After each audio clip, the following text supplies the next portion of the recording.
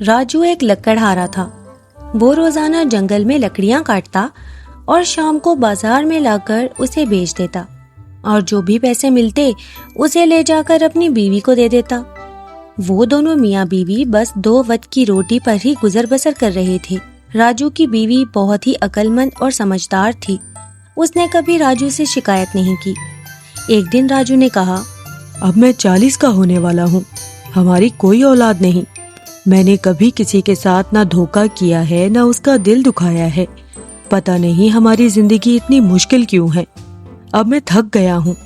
راجو کی مایوسی دیکھ کر اس کی بیوی نے کہا، آپ کیوں فکر کرتے ہیں جی، میں آپ کے ساتھ ہوں نا، ہم ایسے ہی محنت کر کے ایک دوسرے کے ساتھ زندگی بسر کر لیں گے، آپ بس ہمت نہ ہاریں۔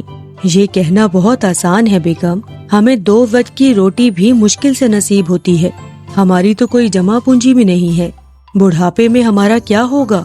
اوپر والا ہم پر رحم کرے اور اب ہمارے برے دن ختم کر دے۔ آپ اللہ پر بھروسہ رکھیں، وہ سب ٹھیک کر دے گا۔ اگلے دن راجو روز کی طرح لکڑیاں کاٹ رہا تھا۔ اس دن بہت گرمی تھی اور اس کی حالت بھی بہت خراب تھی۔ آج تو بہت گرمی ہے، لگتا ہے کہ آج کام نہیں ہو پائے گا، اور ابھی تو پورا دن پڑا ہے، بھوک بھی بہت لگی ہے، کچھ کھانے کو مل جائے تو میں کام کر سکوں۔ مایوس ہو کر راجو ایک جگہ بیٹھ جاتا ہے تاکہ تھوڑا آرام کر کے اپنا کام مکمل کر سکے۔ اچانک راجو نے جنگل کے بیچوں بیچ ایک چمکتی ہوئی چیز دیکھی۔ وہ بڑا حیران ہوا۔ یہ کیا چمکتی ہوئی چیز ہے؟ چلو چل کر دیکھتا ہوں۔ جب راجو وہاں پہنچا تو اس نے دیکھا، ارے یہ تو لال بیر ہیں، مگر یہ یہاں کیسے؟ میں نے تو کبھی نہیں دیکھے۔ خیر، راجو تھوڑے سے لال بیر توڑ کر کھا لیتا ہے۔ دیکھتے ہی دیکھتے راجو جوان ہو جاتا ہے۔ اس کے چہرے پر نہ جھریاں ہوتی ہیں اور نہ ہی تھکاوٹ۔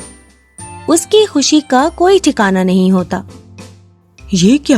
یہ کیسے ہو گیا؟ میں نے اتنا تندرست پہلے کبھی محسوس نہیں کیا۔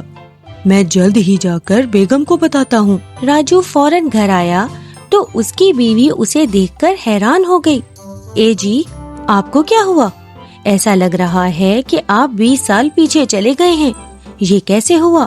ہاں بیگم، میں خود بھی حیران تھا، یہی تو بتانے آیا ہوں، جلدی میرے ساتھ چلو۔ راجو اپنی بیوی کو اس پودے کے پاس لے گیا۔ جب اس کی بیوی نے بیر کھائے تو وہ بھی جوان ہو گئی۔ دونوں ہی بڑے خوبصورت لگ رہے تھے۔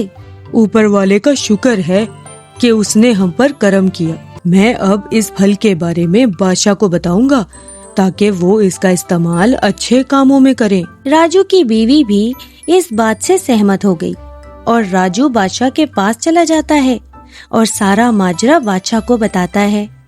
بادشاہ بہت حیران ہوتا ہے اور وہ اپنے ایک سپاہی کو یہ پھل کھانے کو کہتا ہے۔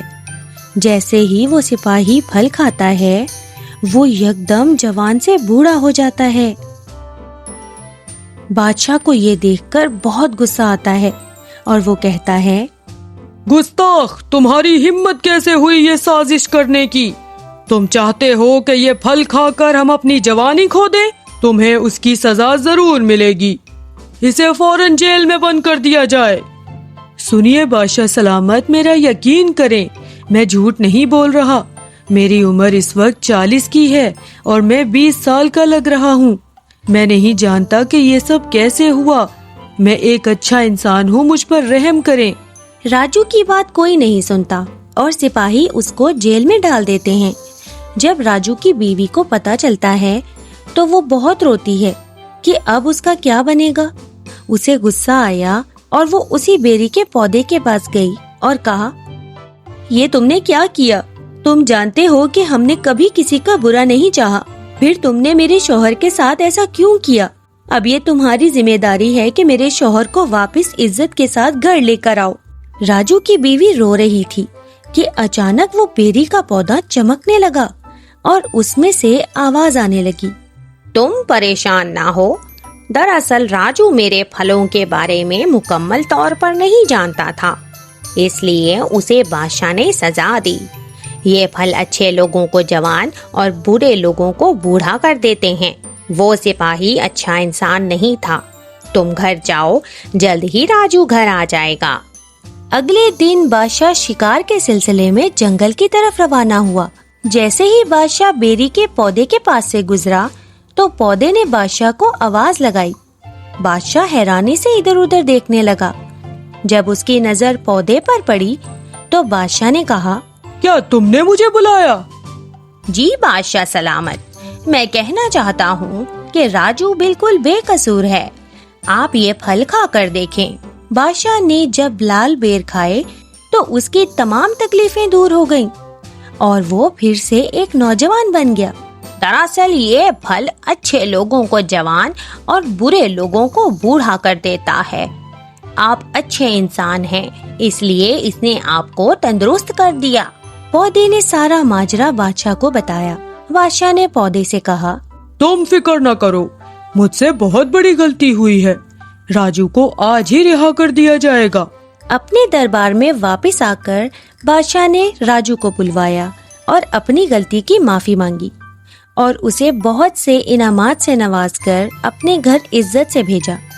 जब राजू घर आया तो उसकी बीवी बहुत खुश हुई। राजू ने वो हीरे जवाहरात बेचे और अपने गांव का अमीर तरीन आदमी बन गया।